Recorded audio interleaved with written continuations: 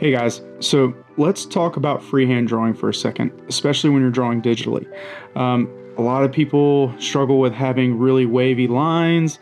Their lines kind of veer and curve off to one side, so they rely really heavily on snaps or, drawing in another program and bringing that line work in, when really they want to be able to freehand draw.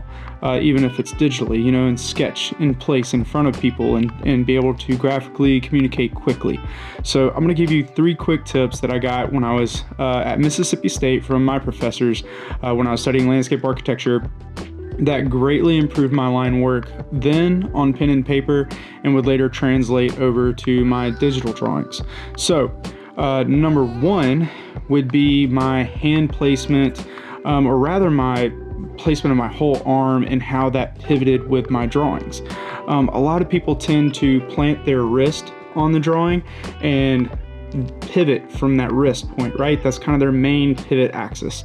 Well, you can see it has that natural tendency to curve rather than go straight. So I'm then trying to compensate that with my fingers, and there's just no way that you can make that nice and smooth, right? So what I was taught was to either plant my elbow and pivot from there for nice straight lines, or sometimes if I'm drawing a longer line, I'll actually just pick up my arm all together and pivot from my shoulder. Another thing that you could do to break up some of these lines and not have to draw such long lines and try and hope it stays straight the whole time is to break it into small little segments that you can reliably handle. Tip number 2, and this is something you see in a lot of architectural drawings.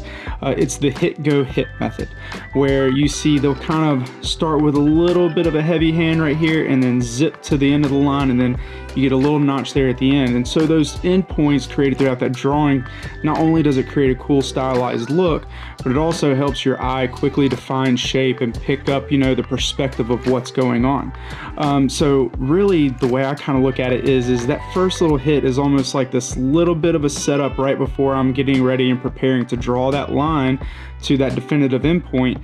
And then that endpoint is where I'm kind of, reiterating where that's stopping and where it's going to eventually probably join to another line. And so that kind of develops that hit, go, hit style. And then tip number 3 is to just draw, just sketch. Do it every day, multiple times a day if you need to. Doesn't necessarily have to be anything that's even in the realm of what you're drawing on a day-to-day basis for your job.